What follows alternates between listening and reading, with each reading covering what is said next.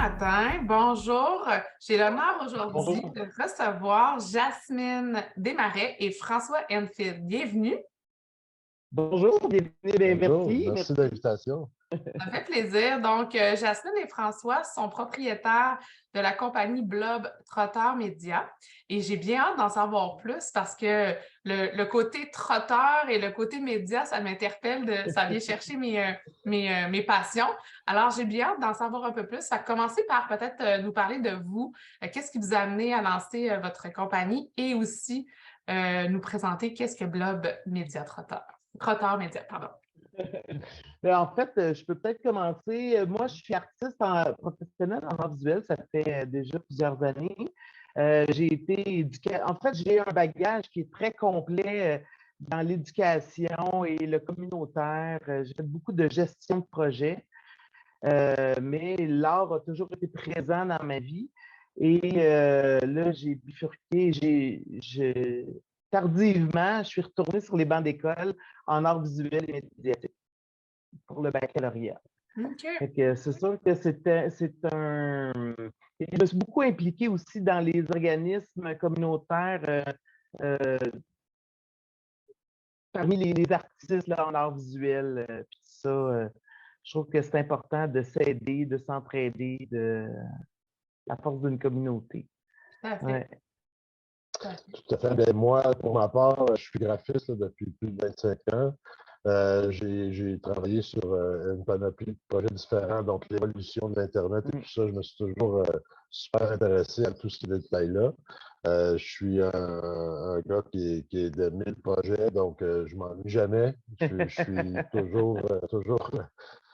Donc, c'est ça, on a décidé de partir cette compagnie-là là, parce que ça unit nos forces et puis on se sent très à l'aise dans ça. Là, on aime beaucoup. En fait, on avait chacun des projets en parallèle qui étaient par rapport à la vidéo, le marketing web, puis tout l'avènement de la montée de la vidéo dans le marketing web. Puis là, à un moment donné, on s'est regardé et on s'est dit, ben, parce qu'on fait les mêmes projets en parallèle, pourquoi on ne créerait pas quelque chose ensemble? Et de là est parti Blob Trotter Media. Et vous avez parti la compagnie en quelle année? Ça fait 1 an. Ah! Oui. Toute jeune compagnie. C'est tout nouveau. Merveilleux. Puis, depuis que vous avez lancé, c'est quoi les projets chouchous, je veux pas dire les clients parce que on veut pas choisir un de nos enfants, on les aime égales. Hein. Fait qu'il faut pas choisir nos clients, mais ce serait quoi votre projet chouchou? Quel genre de projet qui vient vous chercher puis que vous dites, ah, ça, c'est nos projets qu'on préfère? En fait, Blob Trotter, ben, de par son nom, un blob, c'est un être unicellulaire qui se multiplie et qui crée des réseaux, qui n'a pas de cerveau et qui est capable d'apprendre et de transmettre le connaître, son savoir. Et nous, on n'a pas la prétention de tout connaître, mais on est prêt à s'ouvrir, à apprendre et tout ça. Mais ce que ça nous amène aussi, Blob Trotter Média, c'est à avoir un réseau.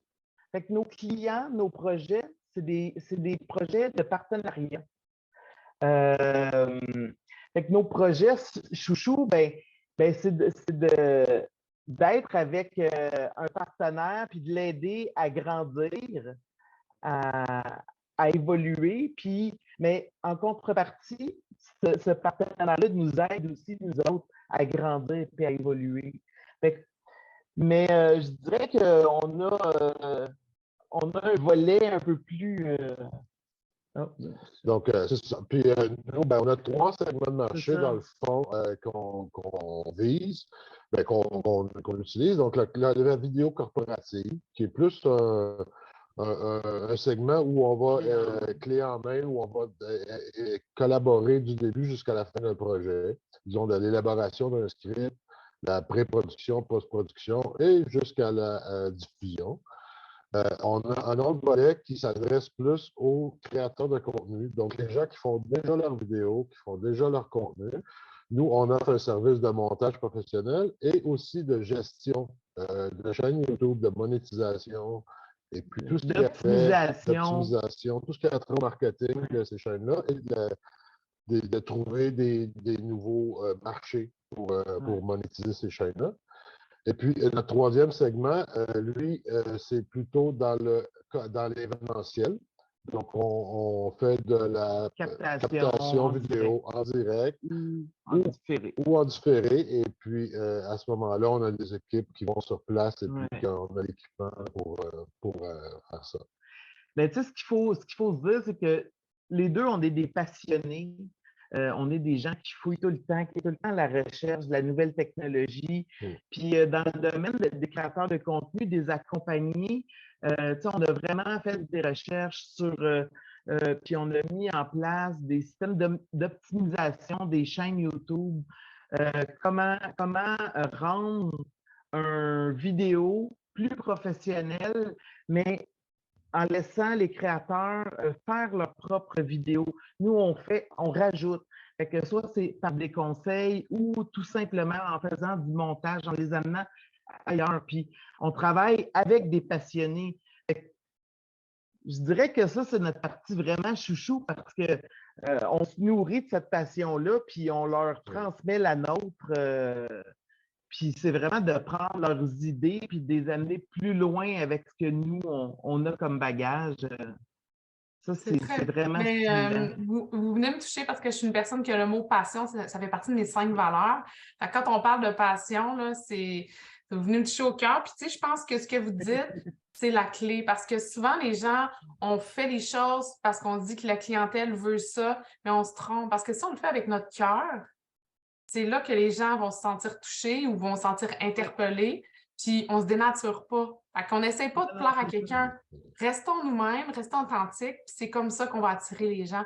Moi, c'est ce que j'ai réalisé dans la création de mes vidéos, tu sais que oui, j'ai du contenu Action Coach, c'est une bannière internationale, on a du contenu incroyable, mais je le fais à ma sauce. J'essaie pas d'être Brad Sugars, qui est le fondateur qui a créé ce contenu-là à la base. Je le mets à ma couleur et à ma saveur, puis je reste moi-même. Fait que, tu sais, des fois, avec un bégaiement, avec ma petite fille dans la vidéo, avec... Fait que, tu sais, oui, il y a un aspect professionnel, mais il faut mettre notre couleur. Fait que je suis contente d'entendre ça, puis que vous accompagnez les créateurs de contenu là-dedans. Mais je trouve que c'est une belle marque d'investissement dans la société. Ça vient rechercher vos valeurs de la base que vous disiez, Jacinthe. Oui, tout à fait. Puis si je pouvais ajouter à ça aussi, non seulement ça permet d'aller chercher les gens, mais ça permet d'aller chercher les bonnes personnes, qui sont vraiment des gens qui sont intéressés par nous et nos produits, nos choses, à travailler avec nous. Quand on joue un rôle, ben, on va chercher des gens qui ne sont pas nécessairement adaptés. Et puis, à ce moment-là, ben, ils ne concordent pas avec notre personnalité. Fait que c'est sûr qu'en ayant des partenaires, ben, il y a un lien, ça devient des amis, on évolue avec eux, leur projet devient notre projet. Fait que c'est vraiment une belle synergie. Ben, entre autres, la synergie qui est une de nos valeurs, c'est importante. Dites-moi, vous avez parti il y a 1 an, là vous êtes les deux. Est-ce que vous avez d'autres employés ou vous travaillez juste avec des sous-traitants? Fait que quand vous avez un projet, vous allez chercher vos partenaires dédiés avec vous? Oui, ben c'est ça. On a des fournisseurs. Ben, on a des gens qui travaillent, mais à contractuel pour des moments clés. C'est ça. Mais on va chercher des partenaires à contrat c'est des gens qui sont très près de nous déjà. Fait que c'est pas des partenaires inconnus. C'est vraiment on a confiance et puis on sait qu'ils ont la même vision que nous. Là, Parfait. Dans ça. Mais puis aussi, ce qui est magique dans cette création d'entreprise-là, c'est que notre réseau est très fort. Justement, on s'est basé sur la synergie de notre réseau. Puis les gens croyaient en nous. Fait qu'on s'est vraiment constitué des équipes pour se faire conseiller, mais des spécialistes dans chacun de leurs domaines, dans chacun des domaines qu'une entreprise a besoin, parce qu'on le sait, une entreprise, c'est pas juste le produit qu'on vend, c'est comment l'administrer, comment le gérer, comment gérer les opérations, que ce soit les ressources humaines, même qu'on ait des employés ou des contractuels, c'est quand même une gestion. c'est ça, le marketing, les communications. Puis, fait qu'on est vraiment allé chercher des spécialistes dans chacun des domaines pour évoluer. On Mais ne peut pas tout savoir, on ne peut pas non, tout Non, c'est ça. contrôler. Je Donc, suis d'accord avec ça. vous. Moi, je suis un médecin généraliste comme vous, puis je vais chercher mes experts pour m'encadrer. Fait que j'appelle ça Exactement. mon étoile, dans le fond. J'ai vraiment une étoile que quand oui, j'ai un besoin, ben, je vais chercher un spécialiste pour aider un de mes clients ou un de mes partenaires. Fait que je suis un peu comme exactement. vous. Tout Ouais, à fait. tout à Oui. fait.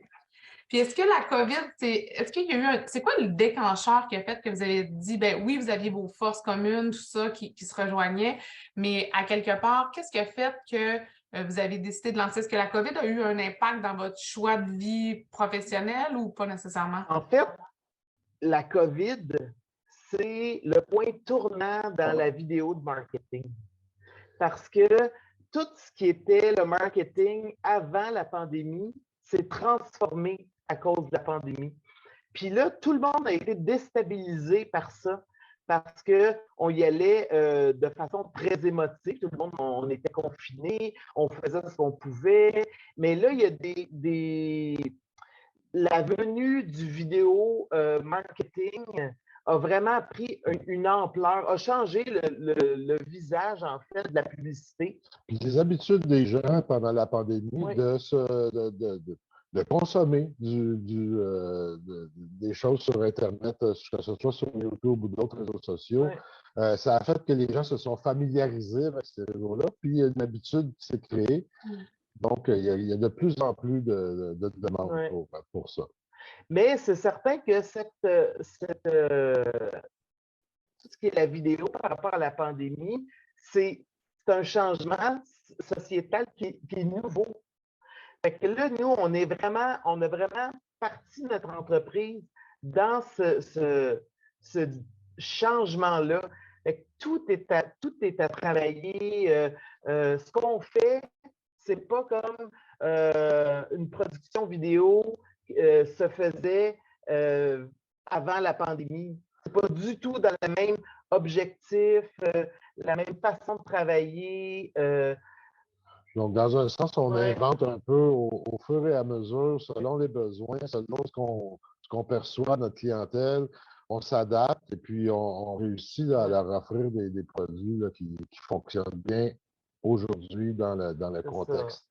Puis on est très à l'affût de tout ce qui change, tout ce qui est à jour dans le marketing, dans la vidéo, puis tout ça. On se tient toujours à jour. Excellent. Puis maintenant que je vais parler plus au côté entrepreneur que vous êtes. Tu sais, quand vous êtes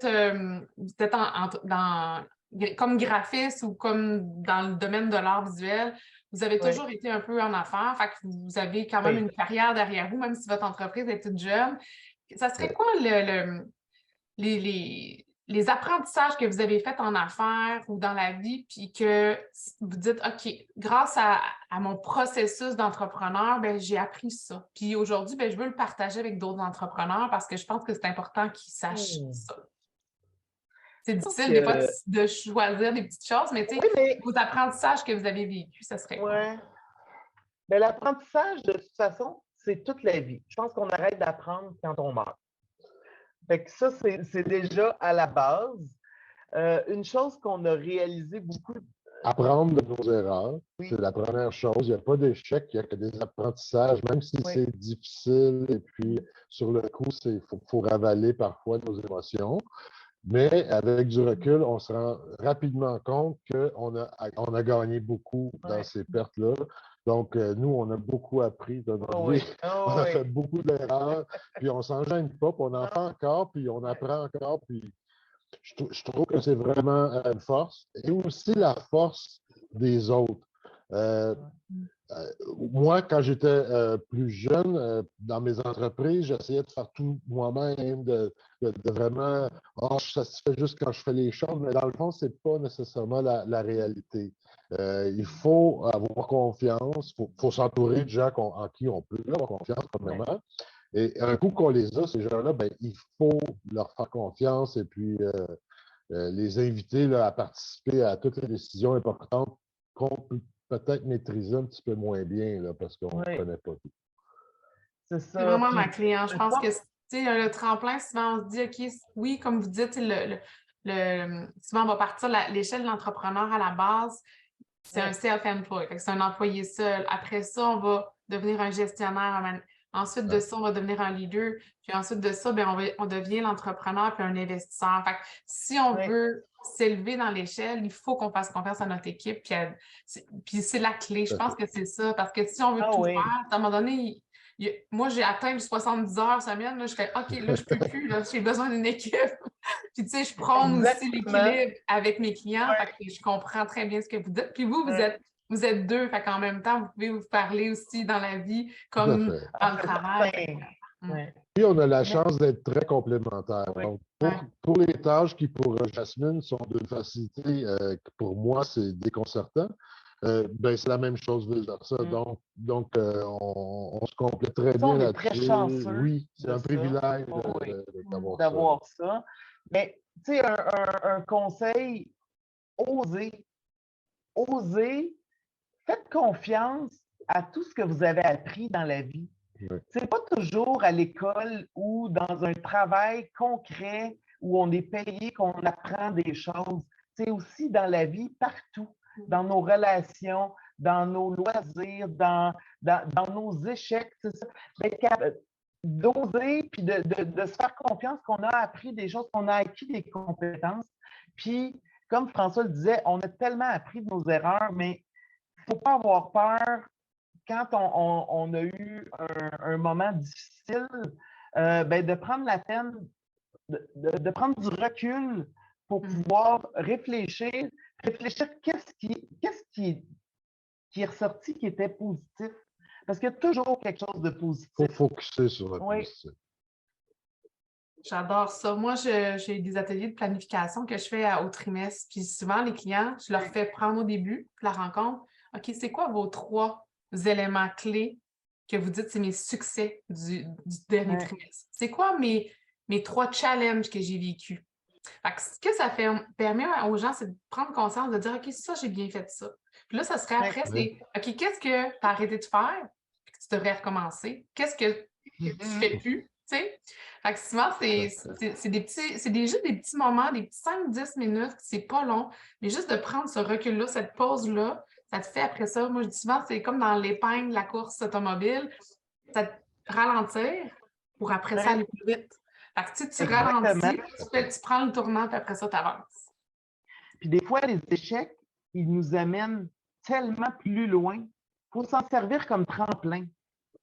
Alors, sans échec, on ne serait pas ici aujourd'hui.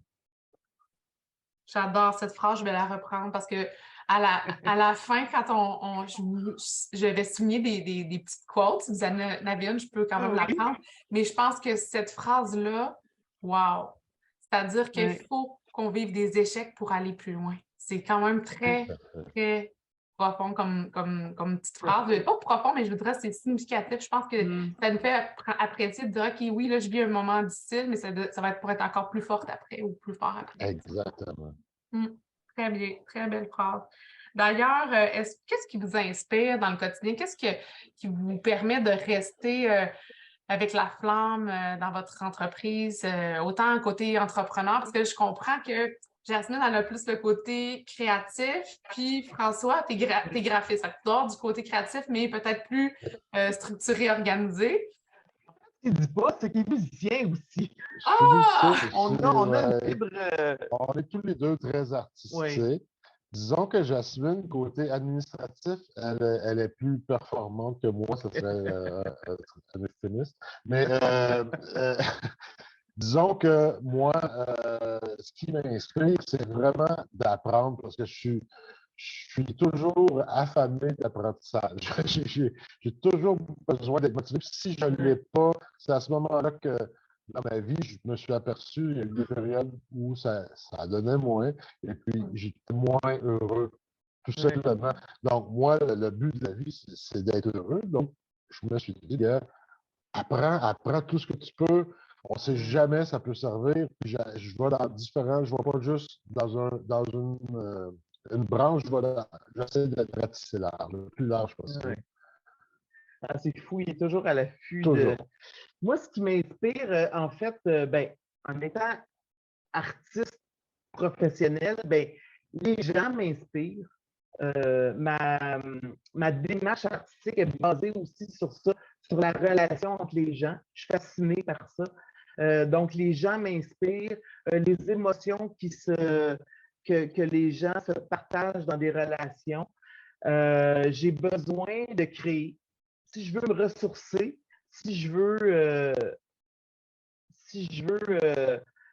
recharger mes batteries, j'ai besoin de créer. Des fois, là, quand on est envahi par toute la paperasse de l'entreprise, ben là, des fois, je me rends compte, oh là, OK, ça fait longtemps que je ne suis pas rentré dans l'atelier, puis que je n'ai pas créé quelque chose. Ben là, je prends ça, je me ressource, puis après ça, l'énergie est x10, x100. Ouais. Moi, je pense que quand on est capable de détecter c'est quoi notre lien pour se redonner de l'énergie, moi, je dis souvent l'énergie est bidirectionnelle. Fait que si on est capable d'aller la chercher, toi, Jasmine, avec les relations et avec la création, François, toi, dire, OK, là, je m'en vais me chercher, ressourcer avec un vidéo, un podcast, un TED Talk, à quelque part, tu sais, si on est capable d'aller rechercher ça, ben, ça nous connecte. C'est ça qui est tellement important. Tout à fait. Merci de votre partage. C'est primordial d'aller chercher des choses qui nous passionnent. Puis de se poser, c'est important de se poser la question. C'est pas arrivé comme ça qu'on le savait. Non, ça s'est développé. C'est avec le temps. Avec l'expérience de la vie. Ouais. Mais ça, on le voit, mais vous le dites, c'est quand même, je rencontre des jeunes entrepreneurs puis des personnes qui ont plus d'expérience, puis à quelque part, on voit que vous connaissez. Tu sais, quand vous me dites « OK, moi, je sais que c'est ça », il y en a qui ne savent pas, ils vont s'inspirer, ils vont lire une phrase. Vous avez trouvé votre why, votre raison d'être, puis vous avez trouvé comment allez-vous rechercher votre ikigai, à quelque part. L'ikigai, je vais en reparler bientôt dans une des prochaines vidéos, fait que ça va piquer la curiosité des gens. Mais je pense que c'est important de prendre le temps de se connaître. Puis quand on se connaît, ben, on peut trouver les bons boutons pour garder la C'est important de se connaître, puis c'est important aussi de laisser la place au fait qu'on évolue. Puis peut-être que de se connaître, c'est toujours d'être à l'écoute de ce qu'on est, puis de ce dans quoi on est bien. Parce que justement, on évolue, puis peut-être qu'il y a des fois, il y a des choses qui changent, mais si on prend le temps de s'écouter, ça, c'est la clé de tout ça. On arrive à suivre. Wow! Je ne m'attendais pas à cette rencontre ce matin. Wow! On est allé dans le côté entrepreneur, mais tellement du côté plus leadership, puis l'inspiration, puis d'aller chercher. Souvent, les entrepreneurs, ils se trouvent seuls, ils se retrouvent seuls, ils vivent d'isolement, ils baissent de motivation. Fait que je pense que ce matin, ce que vous avez mis en lumière, c'est des belles façons de se retrouver, puis d'aller de façon simple s'écouter, puis aller chercher les bons déclencheurs. Fait que merci pour ce beau partage-là. En allant vers la fin, j'aimerais que vous me dites, est-ce qu'il y a une phrase clé? Avez-vous une petite quote? Tu sais, souvent, on a une petite phrase fétiche qu'on aime utiliser. Peut-être pas. Peut-être que je vous laisse... On a deux. On en a plusieurs. Mais il y en a deux qui est assez... qui nous représentent bien. Ensemble, on est capable de déplacer des montagnes. Ouais. Vraiment. Puis, en fait, il y a une solution à tout. Fait que, tu sais, même dans l'adversité, là, quand c'est difficile, ce qui fait qu'on c'est loin d'être toujours facile. C'est pas la vie est très belle, mais elle n'est pas facile. Il y a des challenges. Là. C'est ça. Mais il y a toujours une solution. Des fois, il faut juste s'enlever le nez dans le problème pour être capable de reculer puis de l'avoir. Mais il y en a puis moi, la mienne, c'est ne faites rien sans passion. Ah oui, tout à fait. Je vais citer les trois. Merveilleux. Merci infiniment, Jasmine et François. Merci pour ton invitation. Merci à toi, Catherine. C'est très gentil.